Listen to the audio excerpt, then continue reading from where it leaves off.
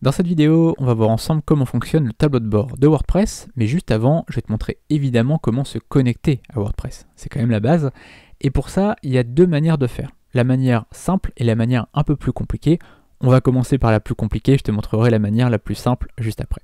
Alors là, en gros, c'est si tu ne te rappelles pas du tout du nom de ton site, par exemple, eh bien tu vas ici donc sur ton Planet Hoster, sur Mes services. Ça peut arriver, tu sais, quand on a beaucoup de sites, de plus se rappeler du tout comment ils s'appellent. Donc là, on va aller sur mon portfolio, comme d'habitude. On va aller ici, tu vois qu'on a création logo.xyz. On se rappelle du coup que c'est ce nom-là. On va sur Panel World.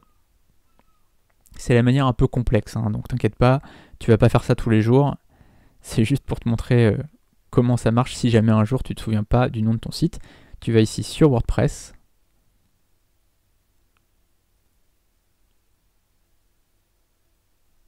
Et là, donc, on a aperçu, c'est là qu'on a notre liste des sites. Et on a donc Admin Login. On va cliquer dessus. Et on va pouvoir se connecter. Alors moi, je suis déjà connecté, mais je vais te remontrer, je vais me déconnecter pour que tu vois un peu comment ça fonctionne. Tu arriveras ici. Je m'étais connecté pour pas retaper le mot de passe parce que c'était un peu chiant. Mais voilà, donc en fait, tu arriveras ici. Et tu devras mettre ton identifiant ou ton email et ton mot de passe. Si tu ne te souviens pas de ton adresse, si tu te souviens pas de ton mot de passe, tu as juste à mettre ici mot de passe oublié, à mettre ton adresse email et on te renverra en fait un nouveau mot de passe, il n'y a pas de souci. Donc une fois que tu sais comment te connecter, tu as juste à cliquer ici sur se connecter et tu arrives donc sur ton espace personnel. Alors la manière la plus simple de faire sinon, hein, c'est vraiment si tu te rappelles du nom de ton site, c'est le nom de ton site, donc créationlogo.xyz par exemple, /wpadmin. Et en fait, si tu tapes ce nom-là, si tu es déconnecté, ça te mènera directement ici, donc sur ta page de présentation, sur ta page de connexion. Ok, donc là, tu vois, tu peux aussi taper wp-login, ça marchera aussi. Moi, en général, ce que j'ai tendance à faire, c'est les mettre ici dans mes favoris. Je clique ici et je mets dans mes favoris, et souvent, tu vois, ici, j'ai tous mes favoris. C'est ce que je fais en fait. Comme ça, je suis tranquille.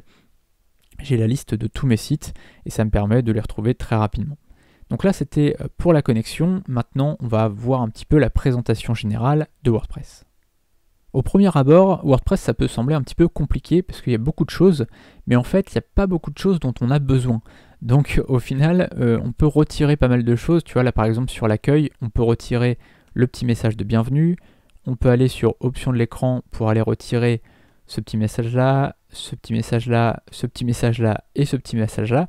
Et en fait, on se retrouve avec rien. Tu vois, parce que finalement, on n'a besoin de rien pour l'instant sur ce tableau de bord. Donc si tu as envie de retirer des choses, tu vas sur options de l'écran et tu as juste à choisir ce que tu veux avoir. Donc ça, c'est la première chose. Ensuite, tu vois ici, on a un menu à droite et on a les différentes fonctionnalités de WordPress. À la base, WordPress, c'était un logiciel de gestion de contenu, on dit souvent CMS en anglais, Content Management System, qui te permettait d'écrire des articles de blog. Donc ça, vraiment, c'était l'utilisation de base de WordPress. Et d'ailleurs, tu vois ici, article comme article de blog, c'est la première fonctionnalité de WordPress. Donc on peut aller dessus. Et là, on a un article par défaut. Donc ça, dans tous tes WordPress, tu auras toujours cet article-là par défaut et tu pourras en ajouter. Donc ça, on verra ça dans la suite de la formation. Tu vois ici les médias. Donc les médias, c'est toutes tes photos, tes logos, etc. Ensuite, tu as page, ça se ressemble beaucoup avec article, mais là, c'est des pages statiques. Imaginons, tu vois ici, Privacy Policy, je sais pas comment on dit, tu vois, c'est finalement tes mentions légales, ce genre de choses. Donc là, tu peux créer des pages qui seront statiques, qui ne bougeront pas. Alors ça peut être ta page d'accueil, ça peut être la page d'accueil de tes articles. Donc tu peux vraiment avoir une page où tu vas présenter la liste de tes articles de blog. Ça peut être une page mention légale, ça peut être une page conditions générales de vente, etc. Ensuite, on a ici les commentaires pour gérer tes commentaires. Tu vois qu'ici, par défaut, on a un commentaire qui a été créé par WordPress. Ici, on a l'apparence. Alors l'apparence, c'est pour changer le thème, donc ça, on en parlera, mais tu peux simplement changer de thème, chercher un thème gratuit, installer un thème payant, c'est toi qui vois. Tu peux éventuellement, si tu veux, personnaliser ton thème, si tu veux vraiment changer quelque chose, par exemple l'identité du site, mettre un logo, changer les couleurs, etc. Cette vidéo est un extrait d'information vive du freelancing en 7 heures par semaine. Le lien de la formation est dans la description. A tout de suite, salut.